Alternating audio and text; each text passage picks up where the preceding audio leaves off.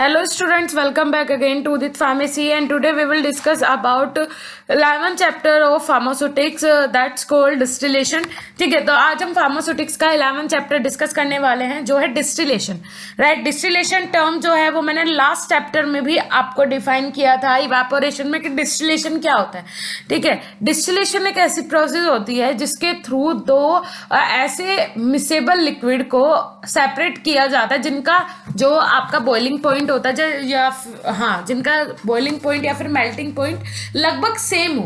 ठीक है, जैसे कि अल्कोहल और वाटर, अगर इन दोनों कंपाउंड को अलग करना हो, जब ये एक साथ मिल गए हो तो क्या है, मिसिबल लिक्विड है. लेकिन अगर आपको अल्कोहल और वाटर को दोनों की मिक्सिंग के बाद अलग करना हो तो उस प्रोसेस को बोलते हैं डिस्टिलेशन. वो डिस्टिलेशन प्रोसेस के थ्रू अलग किया जाता है. अब अलग अलग प्रोडक्ट के हिसाब से अलग अलग टाइप होते हैं डिस्टिलेशन के, वो परफॉर्म किए जाते हैं. राइट, सो जैसे कि defined distillation, what are its type. सबसे पहले डिफाइंड डिस्टिलेशन, सबसे पहले डिस्टिलेशन क्या होता है और उसके टाइप कौन कौन से हैं. Distillation is a process converting liquid into the vapours by heating and reconverting it again into liquid by condensing the vapours. Right, देखिए डिस्टिलेशन एक ऐसी प्रोसेस है जो वाटर को वेपर में कन्वर्ट करता है, फिर उसे कंडेंसर के द्वारा आपका जो कलेक्टिंग जार है उसमें कलेक्ट होने के बाद वो लिक्विड में दोबारा कन्वर्ट हो जाता है. अब ये क्या प्रोसेस है, देखिए डिस्टिलेशन में क्या होता है, जैसे कि आपका दो सेम बॉइलिंग पॉइंट है किसी भी दो कंपाउंड का, तो उसमें जैसे कि आप ले लीजिए एक का है 90 और दूसरे का है 99 या फिर 100.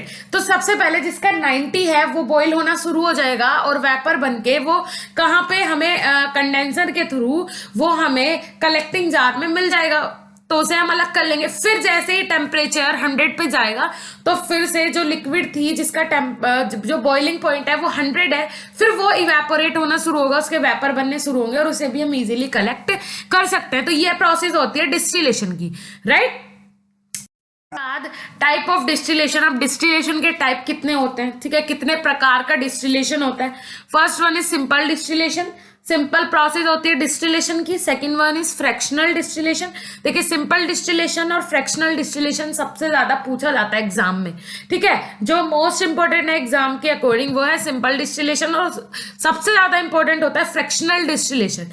ठीक है, उसके बाद molecular distillation, destructive distillation, reflux distillation, distillation under reduce pressure. Right, तो ये सारे डिस्टिलेशन के टाइप होते हैं. देन उसके बाद differentiate between distillation and evaporation. अब डिस्टिलेशन और इवेपोरेशन में दोनों में क्या क्या डिफरेंस है, दोनों में डिफरेंशिएट हमें करना है. First point is it is a process of converting liquid into vapour and vapour again into liquid. देखिए जो डिस्टिलेशन प्रोसेस होती है ये क्या होती है, लिक्विड को कन्वर्ट करती है वेपर में और वेपर को अगेन कन्वर्ट कर देती है लिक्विड में. राइट, ये होता है डिस्टिलेशन प्रोसेस. और जो लिक्विड में कन्वर्ट करती है उसे हम कलेक्ट करते हैं. राइट, तो क्यों, क्योंकि वो एक प्रोडक्ट है हमारा, वो एक प्रोसेस का हिस्सा है. Second point is of distillation, liquid is heated at its boiling point. Distillation में क्या होता है, जो लिक्विड है वो उसके बॉइलिंग पॉइंट पे हीट होना शुरू होता है. ठीक है, जितना उसका बॉइलिंग पॉइंट है वो वेपर बनने शुरू होंगे, वो हीट होना शुरू होगा, इवेपोरेट होना शुरू होगा और इजीली कंडेंसर के थ्रू हम उसे कलेक्ट कर लेते हैं. Third point of distillation is vapour are formed throughout the liquid. जो वेपर्स हैं वो किसके द्वारा बनाए जा रहे हैं, लिक्विड से वेपर बन रहे हैं. ठीक है, fourth is vapour formed are condense and collected. जो वेपर्स हैं, लिक्विड से वेपर बना, वेपर बनने के बाद वो कंडेंसर के द्वारा कंडेंस किया गया और दोबारा वो लिक्विड बन के कलेक्ट किया गया. Fifth is it is use for isolation of volatile oil. Mostly जो ये डिस्टिलेशन प्रोसेस है ये बहुत सारे वोलेटाइल ऑयल, क्रूड ऑयल को अलग करने के लिए, वोलेटाइल ऑयल को आइसोलेट करने के लिए डिस्टिलेशन प्रोसेस का यूज किया जाता है. लास्ट चैप्टर में इवेपोरेशन में मैंने इसे अच्छे से एक्सप्लेन किया था कि किस तरीके से क्रूड ऑयल से, जैसे आपको कोई भी वोलेटाइल ऑयल चाहिए, पेट्रोल चाहिए या फिर कोई भी अलग अलग कंपाउंड चाहिए, तो उन्हें अलग करने के लिए क्रूड ऑयल से एक अलग कंपाउंड, मेन इंग्रेडिएंट को अलग करने के लिए, इंप्योरिटीज को अलग करने के लिए डिस्टिलेशन प्रोसेस यूज होती है. देन आ जाता है इवेपोरेशन। इवेपोरेशन में फर्स्ट पॉइंट दिया है, it is free escape of vapour from the surface of liquid, right. देखिए क्या होता है इवेपोरेशन में, जैसे आप अपने घर में पानी को गर्म करते हैं तो वेपर बनती है, वो ऊपर चली जाती हैं, उनका आपको कुछ यूज तो नहीं करना होता, ये होता है इवेपोरेशन में। Second is liquid is heated below it's boiling point, जो लिक्विड है वो उसके बॉइलिंग पॉइंट से पहले ही इवेपोरेट होना शुरू हो जाता है, ठीक है। Third is vapour are formed at the surface of a liquid, जो वेपर्स है, जो भाप है, वो कहाँ बनती है, लिक्विड के सरफेस पे बनती है। उसके बाद next point, vapour formed are not usually collected, जो वेपर फॉर्म हुई है वो मोस्टली कलेक्ट नहीं की जाती, ज्यादा से ज्यादा जो इवेपोरेशन की प्रोसेस होती है उनमें वेपर्स को कलेक्ट नहीं करते, वो ऐसे ही आपके सरफेस पे आया तो उसे अलग कर दिया जाता है या फिर वो ऑटोमेटिकली एटमॉस्फेयर में चली जाती है। उसके बाद next is it is used for preparation of concentrated liquid, जो आपका इवेपोरेशन प्रोसेस है ये कंसंट्रेटेड लिक्विड के प्रिपरेशन के लिए यूज होता है। सॉफ्ट एक्सट्रैक्टेंट, ड्राई एक्सट्रैक्ट, ठीक है, सॉफ्ट एक्सट्रैक्टेंट के लिए, ड्राई एक्सट्रैक्ट के लिए इवेपोरेशन प्रोसेस का यूज किया जाता है, राइट। देन आ जाते हैं third question is define water for injection, Indian pharmacopoeia IP, give method of preparation, ठीक है। अब देखिए वाटर जो कि इंजेक्शन के लिए यूज किया जाता है, वाटर को वो किस तरीके से होता है, उसके कौन कौन से टाइप होते हैं, कौन सा मेथड होता है, वो सारी चीजें। डेफिनेशन में it means the water which is free from volatile and non volatile impurities, micro organism and pyrogen. देखिए जो इंजेक्शन के लिए यूज होता है वाटर, वो कैसा होना चाहिए, इनऑर्गेनिक, ऑर्गेनिक, सारी इंप्योरिटीज से फ्री होना चाहिए, कोई भी इंप्योरिटीज उसमें प्रेजेंट ना हो, माइक्रो ऑर्गेनिज्म से फ्री होना चाहिए, पायरोजन से फ्री होना चाहिए। तो कहने का मतलब ये है कि जो पूरी तरीके से स्टेराइल वाटर हो वो यूज होता है इंजेक्शन के लिए, मीन्स ना तो उसमें कोई इनऑर्गेनिक, ऑर्गेनिक इंप्योरिटी हो, ये माइक्रो ऑर्गेनिज्म से टोटली फ्री हो, पायरोजन से टोटली फ्री हो, इस टाइप का वाटर यूज होता है किसमें, इंजेक्शन में, ओके।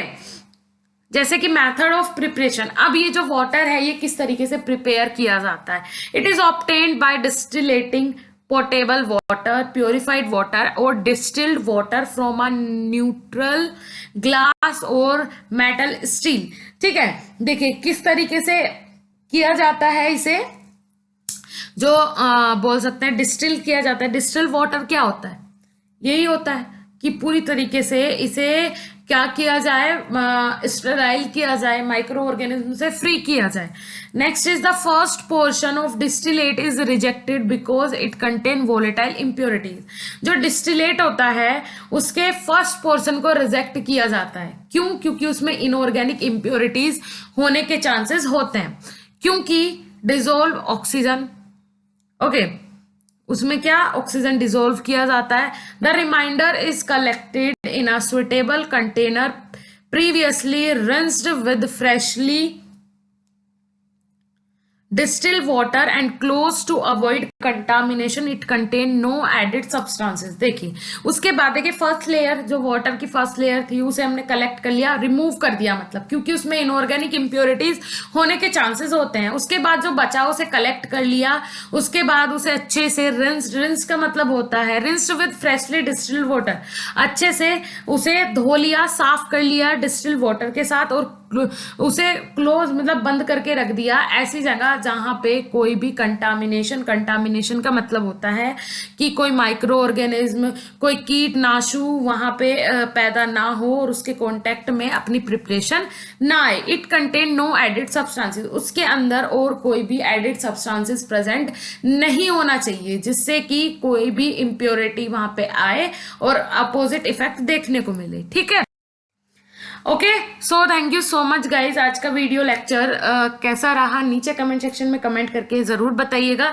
बहुत छोटा चैप्टर था आपका डिस्टिलेशन, सिर्फ ये पता होना जरूरी है कि डिस्टिलेशन प्रोसेस क्या होती है। ठीक है, डिस्टिलेशन का डायग्राम आता है, सिंपल सा डायग्राम है, अगर आपको ज्यादा एक्सप्लेन करना है, वैसे इतना इनफ है क्योंकि आपके सिलेबस के अकॉर्डिंग सिर्फ इतना ही दिया हुआ है, बुक्स में भी इतना ही है। सो ज्यादा टेंशन वाली कोई बात नहीं है, छोटा सा चैप्टर है, अच्छे से इसे प्रिपेयर कर लीजिएगा। Okay, so thank you so much again, मिलेंगे नेक्स्ट वीडियो लेक्चर के साथ, तब तक के लिए धन्यवाद, नमस्कार।